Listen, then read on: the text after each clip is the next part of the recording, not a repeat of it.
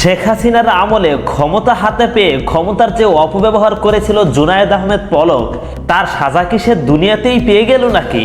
ভাইরে, একটা কথা মনে রাখবেন, আল্লাহ ছাড় দেয় কিন্তু ছেড়ে দেয় না। অর্থ সংকটে কারাগারে মানবেতর অবস্থায় থাকার কথা দাবি করেছেন সাবেক আইসিটি প্রতিমন্ত্রী জুনায়েদ আহমেদ পলক। সেখানে তাকে অন্য বন্দীদের সঙ্গে রুটি কলা ভাগ করে খেতে হচ্ছে বলেও দাবি করেছেন তিনি। তার দাবি, চিরামুড়ি খাওয়ারও টাকা নাই তার কাছে, সুমনের সঙ্গে রুটি কলা ভাগ করে খায়। জুলাই গণ অভ্যুত্থানের সময় ধানমন্ডি থানায় দায়ের হওয়া এক মামলায় গ্রেফতার দেখানোর আবেদন নিয়ে পলককে বুধবার 19 ফেব্রুয়ারি কাশিমপুর কেন্দ্রীয় কারাগার থেকে ঢাকার চিফ মেট্রোপলিটন ম্যাজিস্ট্রেট আদালতে হাজির করে পুলিশ। হেলমেট, হাতকড়া ও বুলেট প্রুফ জ্যাকেট পরিয়ে আদালতে আনা হয় তাকে। সকাল 11টায় আদালতে নেওয়া হয় তাকে। বিচারক এজলাসে আসেন 11টা 6 মিনিটে। এর মধ্যেই সাংবাদিকদের শুনিয়ে বেশ কিছু কথা বলেন জুনায়েদ আহমেদ পলক।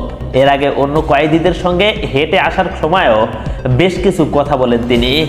আইনজীবী ও সাংবাদিকদের উদ্দেশ্যে পলক বলেন, চিরামুড়ি খাওয়ারও টাকা নাই।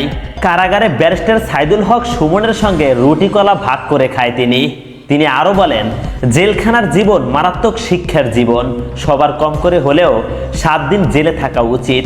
যদি কখনো কারাগার থেকে বের হতে পারি তখনও এই কথা বলবো। এ সময় পুলিশ তাকে কথা বলতে নিষেধ করেন। জবাবে পলক বলেন, আমি কোনো বেআইনি কথা বলছি না। আদালতে কথা বললে রিমান্ড বাড়িয়ে দেওয়া হয় বলেও অভিযোগ করেন পলক। তিনি বলেন, কথা বললেই রিমান্ড বাড়িয়ে দেয়, আইনজীবীরা কথা বললে রিমান্ড বেড়ে যায়। এরপর মহানগর পাবলিক প্রসিকিউটর ওমর ফারুকের দৃষ্টি আকর্ষণের চেষ্টা করে সালাম দেন পলক। তবে প্রথমে সাড়া না দিলেও পরবর্তীতে পিপি তার সালামের উত্তর দেন। এরপর পলক বলেন, যাক, এইবার পিপি স্যারের মন নরম হয়েছে। আইনজীবীদের সঙ্গে কথা বলার সময় তিনি সাংবাদিকদের উদ্দেশ্য করে বলেন, আমাদের নিয়ে লেখার সময় আপনারা একটু সদয় হবেন। শুনানি শেষে পলককে ধানমন্ডি থানার মামলায় গ্রেফতার দেখানোর আদেশ দেন Dhaka metropolitan magistrate MA Azharul Islam. পরে তাকে চিফ মেট্রোপলিটন ম্যাজিস্ট্রেট আদালতের গারদখানায় নিয়ে যাওয়া হয়। দর্শক, ক্ষমতার অপব্যবহার কখনোই করা উচিত নয়। শেখ হাসিনার আমলে এই জুনায়েদ আহমেদ পলক, তার হাতে কত ক্ষমতা ছিল এবং সেই ক্ষমতার অপব্যবহার তিনি কিভাবে করেছেন, আর আজকে তার স্থানটা কোথায়? ক্ষমতার অপব্যবহার একটি গুরুতর বিষয়, যা ব্যক্তি, সমাজ এবং জাতির জন্য ক্ষতিকর। ইসলামের দৃষ্টিতে ক্ষমতা আল্লাহ প্রদত্ত একটি আমানত, যা সঠিকভাবে ব্যবহার করা একজন মুসলিমের নৈতিক ও ধর্মীয় দায়িত্ব।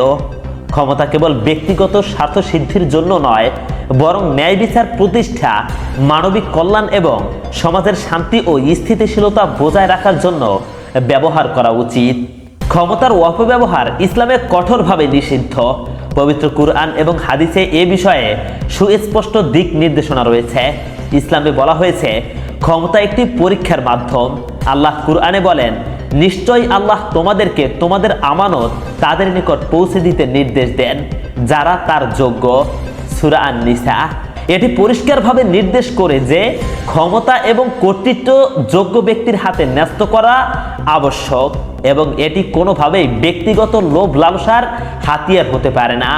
ক্ষমতার অপব্যবহার ন্যায় বিচারের বিপরীত। ইসলাম ন্যায় বিচারকে একটি মৌলিক মূল্যবোধ হিসাবে গণ্য করে।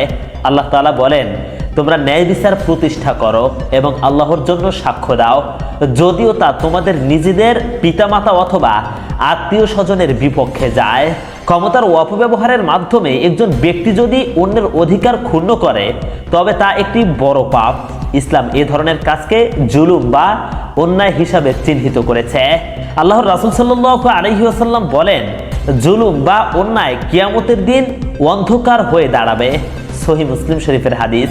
ক্ষমতার অপব্যবহারের ফলে দুর্নীতি, অনাচার এবং শোষণ বৃদ্ধি পায়, যা সমাজকে ধ্বংসের দিকে নিয়ে যায়। ইসলামে এ ধরনের শোষণমূলক কার্যকলাপের বিরুদ্ধে কঠোর সতর্কবাণী উচ্চারণ করা হয়েছে। আল্লাহ বলেন, তোমরা অন্যায়ভাবে মানুষের সম্পদ আত্মসাৎ করো না এবং তাদের অধিকার হরণ করো না। ক্ষমতার অপব্যবহার থেকে বিরত থাকার জন্য ইসলামে স্বচ্ছতা, জবাবদিহিতা এবং আত্মনিয়ন্ত্রণের উপর জোর দেওয়া হয়েছে। ইসলামে যিনি ক্ষমতায় থাকবেন তার দায়িত্ব হলো আল্লাহর প্রতি ভয় এবং মানুষের প্রতি দয়া প্রদর্শন করা। দর্শক, একবার ভাবুন, এই জুনায়েদ আহমেদ পলক একসময় ক্ষমতার কিভাবে অপব্যবহার করেছে, আল্লাহ ঠিক তার সেই জুলুমের বিচার এখন করতেছেন। আজকের ভিডিওটি এই পর্যন্ত। পরবর্তী ভিডিওটি পেতে এখনই আমাদের চ্যানেলটি সাবস্ক্রাইব করুন।